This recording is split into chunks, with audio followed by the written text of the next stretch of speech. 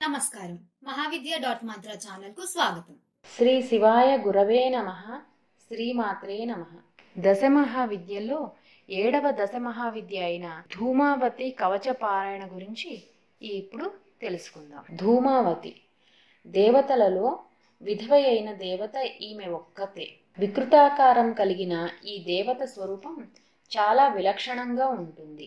వివర్ణ చంచల దుష్ట దీర్ఘాచ మలినాంబర విముక్త కుంతలారూక్ష విధవా విరళద్విజ కాకధ్వజ రథారూఢ విలంబిత పయోధర శూర్పహస్తాతిరూక్షాక్ష ధూమహస్తావరాన్విత ప్రవృద్ధ ఘోణాతుభృశం కుటిలా కుటిలేక్షణ క్షుత్పిపాసార్థిత నిత్యం భయద కలహప్రియ. అంటే ఈవిడ వెలవెలపోయిన బూడిద రంగు గల శరీరంతో, మాసిన బట్టలతో, విరబోసిన జుట్టుతో, వేలాడే స్తనములతో, క్రూరమైన చూపు, పొడుగాటి ముక్కు, బొట్టు లేని అమంగళకరమైన ముఖము, పోట్లాడే స్వభావము, భయాన్ని కలిగించే మూర్తి, ఆకలి కొన్నట్టు కనిపించే లక్షణం, ఇవన్నీ కలిసి ఉన్నదే ఈ ధూమావతి ఆకారం. ఈవిడ తామసమూర్తి అయిన దేవత.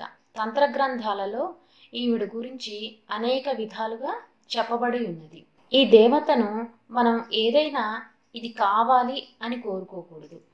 మనకి ఏ కష్టం ఉంటే ఆ కష్టాన్ని తీసేయి అని కోరుకోవాలి. ఈవిడ దగ్గర ఉండే చేట చీపురుతో కసవు ఊడ్చి అవతల పడేసినట్టు మన కష్టాలను తీసేసి అవతల పడేస్తూ ఉంటుంది ఈ దేవత.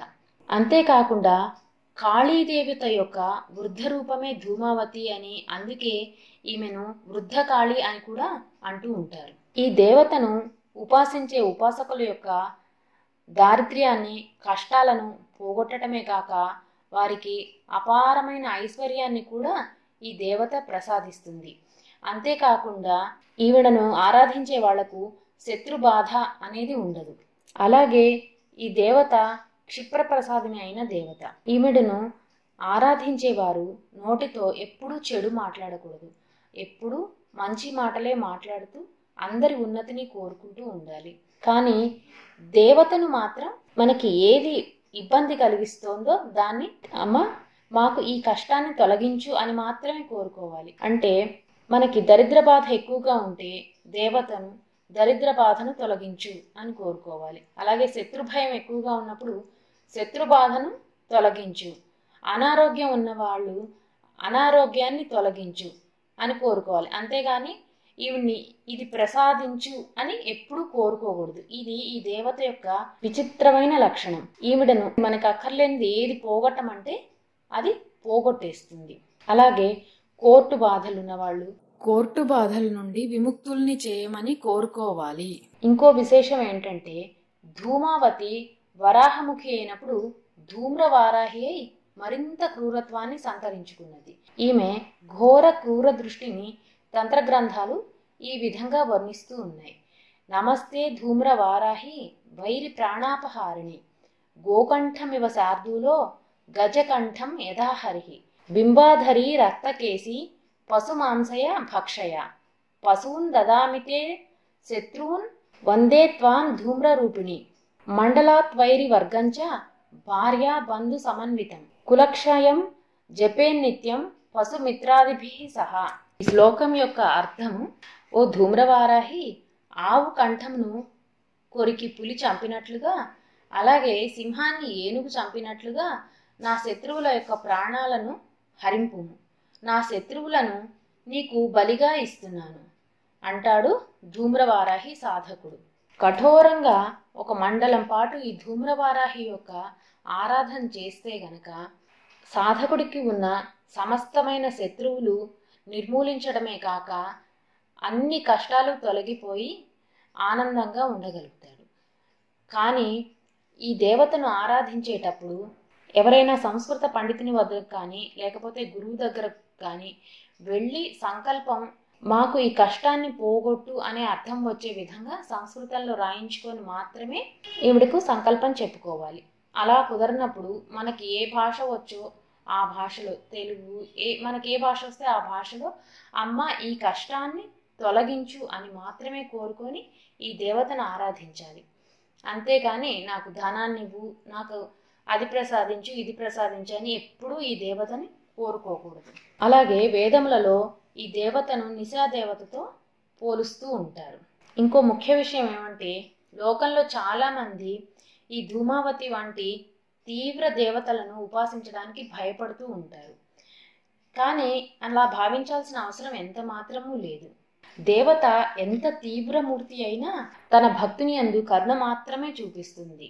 ఉదాహరణకు ప్రహ్లాదుని మీద నృసింహుడు కరుణ చూపిన విధంగా ఈ దేవత కూడా తన యొక్క భక్తుల మీద అపారమైన కరుణా దృష్టిని కురిపిస్తుంది. అంతేకాకుండా ఈ ధూమావతి శీఘ్ర వరప్రదాయనైన దేవత. ఈవిడను సాధారణంగా ఉపాసించాలంటే గురువు యొక్క ఉపదేశం తప్పనిసరి. చాలాసార్లు చెప్పున్నాం మేము. ఈ కాలంలో గురువు దొరకడం, గురువు దగ్గర దీక్ష తీసుకోవడం అనేవి కొంచెం కష్టసాధ్యమైన విషయాలు. అలా గురువు దొరకని పక్షంలో ఇప్పుడు చెప్పబోయే కవచాన్ని రోజుకు 16 సార్లు చొప్పున పారాయణ చేసుకుంటూ ఉంటే ఈ దేవత యొక్క అనుగ్రహం లభిస్తుంది.